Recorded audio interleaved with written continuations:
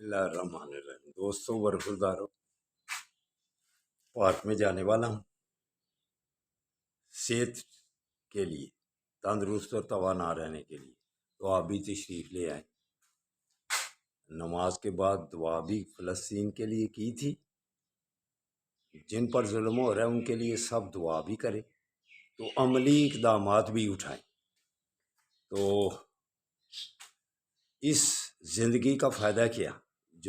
جس پر ظلم ہو رہا ہو اس کی مدد سے پیچھے رہیں۔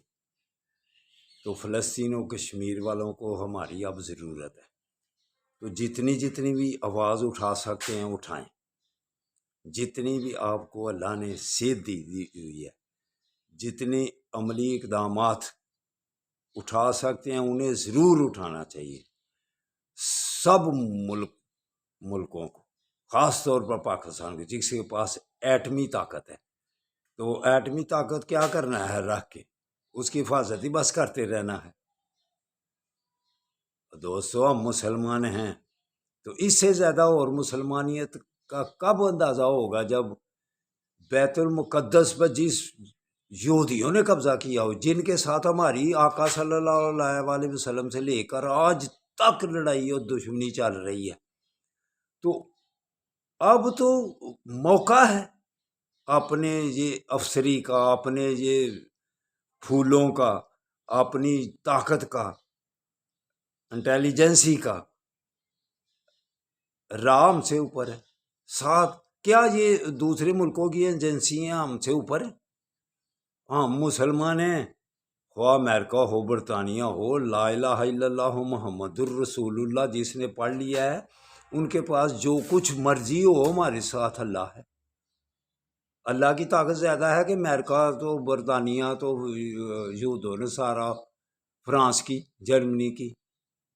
اللہ اکبر، اللہ اکبر کے مطلب کو سمجھو۔ آسم منیر صاحب، اللہ اکبر کے مطلب کو سمجھو۔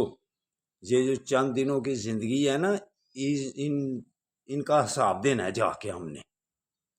تو کچھ نہ کچھ زبان سے، کچھ نہ کچھ فلسطین سے، کچھ نہ کچھ، تو ایک لفظ چھوٹا سا ہے، وہ ہماری جان ہے۔ بیت المقدس قبلہ اول ہے، آقا صلی اللہ علیہ وسلم، سب نبیوں کی جماعت ادھر ہوتی، سب نبیوں نے پیچھے سر بسجود ہو کر دعائیں کی تھیں، تو ہم قبلہ اول کو بھول گئے ہوئے ہیں۔ اور کس کو یاد رکھنا ہے؟ چند روزہ زندگی ہے، کیا یہ کھانے پینے کا نام ہے، اوسری کا نام ہے؟ اٹھو، حماس والوں کی مدد کرو جیسے بھی ہم کر سکتے ہیں۔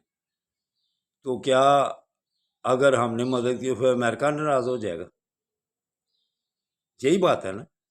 تو اللہ کو ناراض کر لو، امریکہ کو راضی رکھو، اللہ کو راضی کرو۔ اگر چند روزہ یہاں زندگی میں چین اور سکون سے زندگی گزارنی ہے تو اللہ کو راضی کرو۔ امریکہ ناراض ہو جائے تو ہماری 70-75 سال سے ہم دیکھ رہے ہیں بیڑے آ رہے ہیں، اب ادھر بھی بیڑے آ رہے ہیں، تو ان بیڑوں نے کیا کرنا ہے؟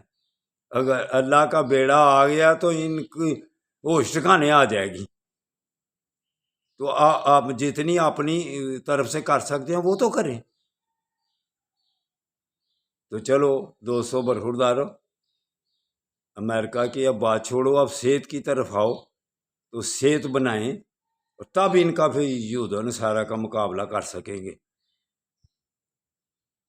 فلسطین والوں، ہم آپ کے ساتھ ہیں، کشمیر والوں ہم آپ کے ساتھ ہیں، اللہ کی مہربانی سے، اور اللہ ہمارے ساتھ ہے۔ پریشان نہیں ہونا، گھبرانا نہیں، جس کے ساتھ اللہ ہوتا ہے وہی کامیاب ہوتا ہے۔ یہ جتنی مرضی طاقتیں اکٹھی کر لیں، تباہ و برباد ہو جائیں گے۔ جب اللہ غیبی مدد کرے گا کہ یہ درخت کے پیچھے چھپا ہوا ہے یہودی، اس کو پکڑ لو، تو وہ وقت آنے سے پہلے اپنے حصے ڈال لو اس جنگ میں۔ اللہ حافظ، اللہ حافظ۔